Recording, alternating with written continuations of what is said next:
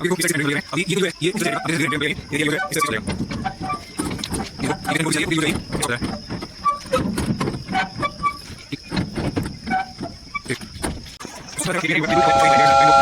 उसमें क्या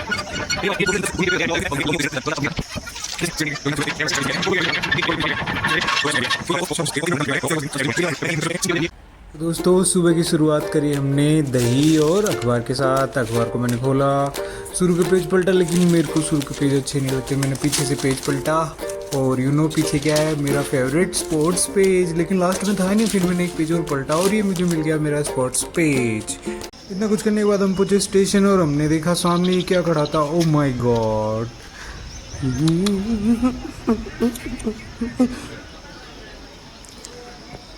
फिर हम गए हमारे स्टेशन मास्टर कार्यालय के पास। हमारे सेनापति स्टेशन मास्टर ने जाते ही हमें पकड़ा दिया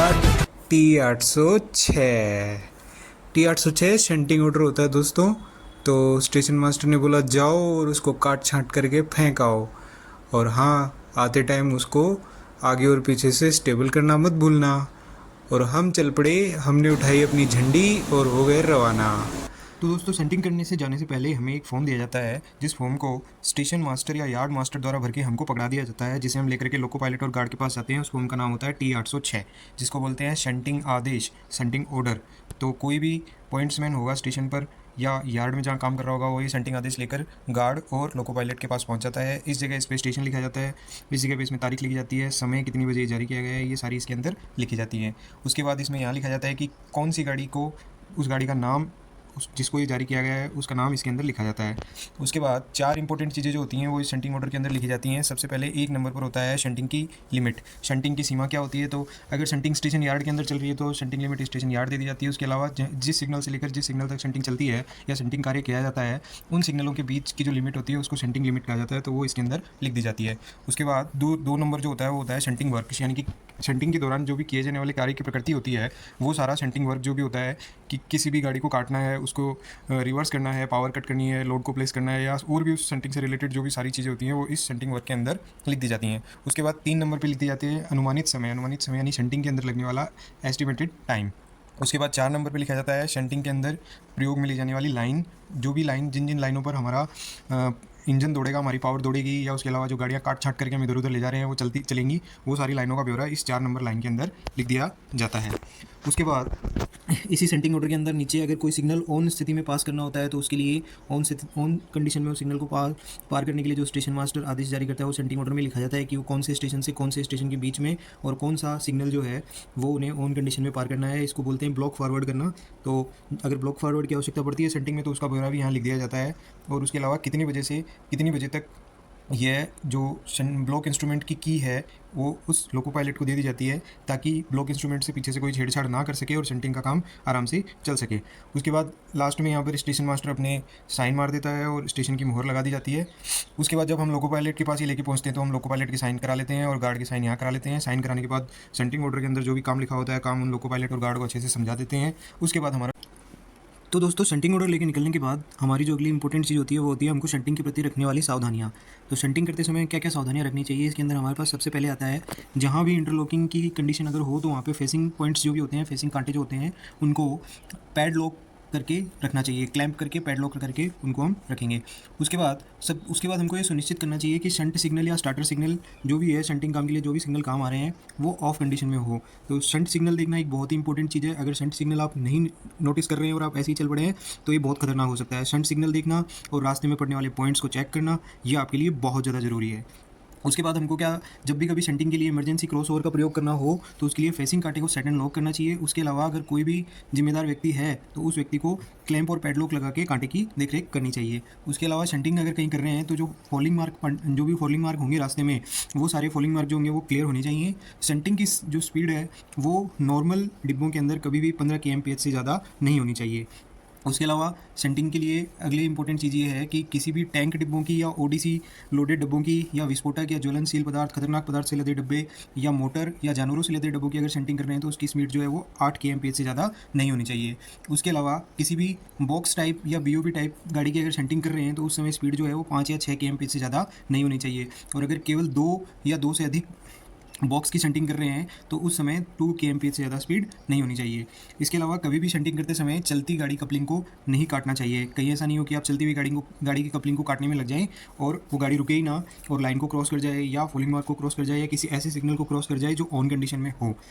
और उसके अलावा अगली कंडीशन ये होती है कि जब भी किसी वाहन को अगर काट रहे हैं या जोड़ रहे हैं, उसकी शंटिंग करी जानी है तो उससे कम से कम 20 मीटर की दूरी पर हमको इंजन को रोकना ही है। उसको रोक करके फिर उसकी हमको शंटिंग करनी है। उसके अलावा गिट्टी गाड़ियाँ जो होती हैं उनकी शंटिंग जो होती है वो गार्ड की देखरेख में करनी चाहिए। उसके अलावा शंटिंग के लिए जो निर्धारित परफॉर्मा होता है T806 वो पूरी तरीके से ठीक प्रकार से भरा हुआ लोको पायलट और गार्ड को हमको देना चाहिए। उसके अलावा वाहनों की हैंड शंटिंग के समय किसी भी जिम्मेदार कर्मचारी की देखरेख में ही वाहनों की हैंड शंटिंग करनी है। उसके अलावा क्या अगला है, किसी भी अन्य स्थिति में कपल्ड इंजन से शंटिंग नहीं करनी चाहिए। केवल 2 ही कंडीशन में कपल्ड इंजन से शंटिंग करनी चाहिए कि जब पूरी गाड़ी एक लाइन से दूसरी लाइन पर शंट करनी हो और जब चढ़ाई के कारण अकेला इंजन लोड खींचने में असमर्थ हो तो ही कपल्ड इंजन से शंटिंग हमको करनी चाहिए। अगर किसी संपार फाटक के पास शंटिंग का काम करना पड़े तो हमको ये सुनिश्चित कर लेना चाहिए कि संपार फाटक जो है वो सड़क यातायात के लिए बंद है। उसके अलावा किसी ऐसी गाड़ी की शंटिंग करनी हो जिसमें हॉट एक्सेल हो रखे हों, गर्म धुरे हो रखे हों, ऐसा डिब्बा हमको काटना हो तो उस समय जो स्पीड है वो कभी भी 8 kmph से ज़्यादा नहीं होनी चाहिए। रात्रि के समय धुंध के मौसम में अगर किसी भी गाड़ी जो भी गाड़ी है वो प्रस्थान प्राधिकार का इंतजार कर रही है तो उसको एडवांस स्टार्टर तक कभी भी नहीं लेके जाना है। अगर ट्रैक सर्किट है लगा हुआ तो उस गाड़ी को एडवांस स्टार्टर तक ले जाया जा सकता है। जिन वाहनों की लूज शंटिंग या हम्प शंटिंग बना है उनकी कभी भी लूज शंटिंग या हम्प शंटिंग नहीं करनी चाहिए।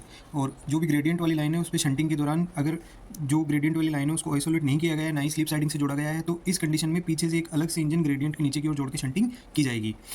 जब भी शंटिंग करते हैं तो शंटिंग करने से पहले हमको ये सुनिश्चित कर लेना चाहिए कि जिन वाहनों की हम शंटिंग कर रहे हैं, जिन गाड़ियों की हम शंटिंग कर रहे हैं वो पूरी तरीके से अगर लोडिंग चल रही है तो लोडेड हो जानी चाहिए और अगर अनलोडिंग चल रही है तो अनलोडेड होने चाहिए। तो इस लोडिंग और अनलोडिंग के लिए जो भी जिम्मेदार कर्मचारी है उसको शंटिंग पूरी होने से पहले शंटिंग से पहले ये सुनिश्चित कर लेना चाहिए कि गाड़ी जो है वो पूरी तरीके से लोडेड या अनलोडेड हो चुकी है।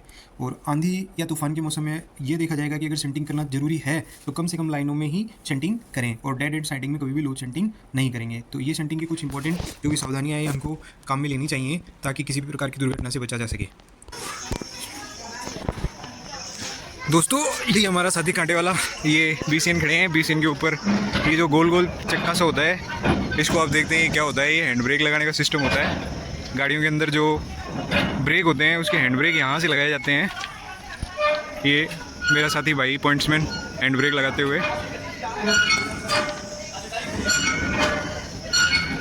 इसके अंदर क्या होता है, नीचे एक जो पिस्टन सिलेंडर होता है दूसरी तरफ, उसमें ये ऊपर का जो हिस्सा होता है ये अगर हैंड ब्रेक लगा हुआ होता है तो ये पीछे होता है और अगर हैंड ब्रेक लगा हुआ नहीं हो तो ये सिलेंडर की तरफ होता है आगे। ये वाला हिस्सा मैं आपको जूम करके दिखा देता हूँ।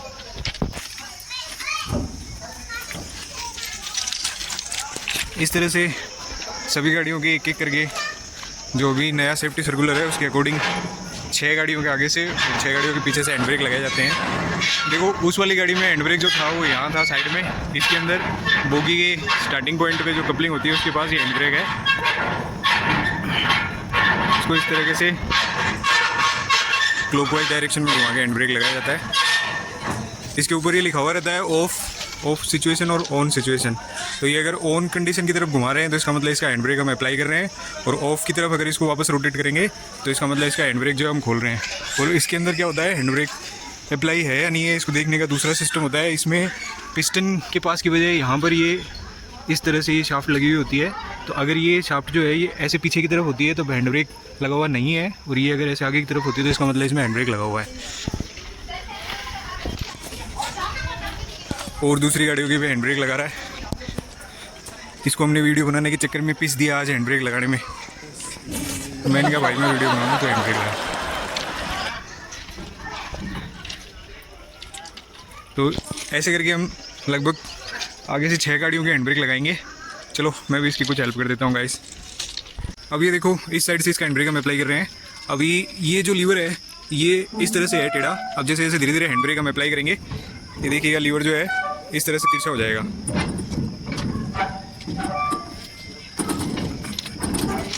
ये देखो ये पिस्टन की रोड पीछे जा रही है और ये लीवर जो है ये तिरछा होता जा रहा है।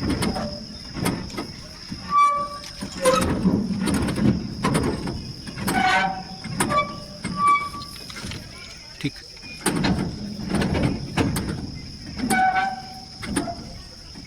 ये देखो। तो तो दोस्तों लोड स्टेबल करने के लिए दोनों साइड से 6 हैंड ब्रेक लगाने के बाद लास्ट व्हीकल पे हमने लगा दिए हैं दोनों साइड गुटके और चेन। ये एक एंड पे और ये दूसरे एंड पे हमने दोनों साइड गुटके और चेन इसके ऊपर लगा दिए हैं ताकि लोड अच्छे से स्टेबल रह सके। तो गाइज ये था हमारा लोड स्टेबल करने का और हैंड ब्रेक लगाने का आज का सिस्टम। आज हमने लोड को स्टेबल किया, हैंड ब्रेक लगाया और इस वीडियो में मैंने आपको ये बताया कि शंटिंग ऑर्डर होता क्या है और शंटिंग करते समय क्या क्या आपको सावधानियां रखनी चाहिए। रेलवे डी ग्रुप के अंदर पॉइंट्समैन के लिए शंटिंग जो होता है बहुत ही इंपॉर्टेंट काम होता है। तो शंटिंग करना और शंटिंग आना बहुत ही ज़रूरी है किसी भी डी ग्रुप के पॉइंट्समैन के लिए। शंटिंग जो होती है बहुत ही इंपॉर्टेंट चीज़ होती है। तो फ्रेंड्स, अगर इसी तरह के ज्ञानवर्धक वीडियो जो है रेल के काम से संबंधित आपको और अच्छे लगते हैं तो मैं आपके लिए और वीडियो बनाऊंगा। अगर मेरे वीडियोस आपको अच्छे लगते हैं तो चैनल को सब्सक्राइब ज़रूर करें और वीडियो को लाइक करें, शेयर करें। Thank you guys.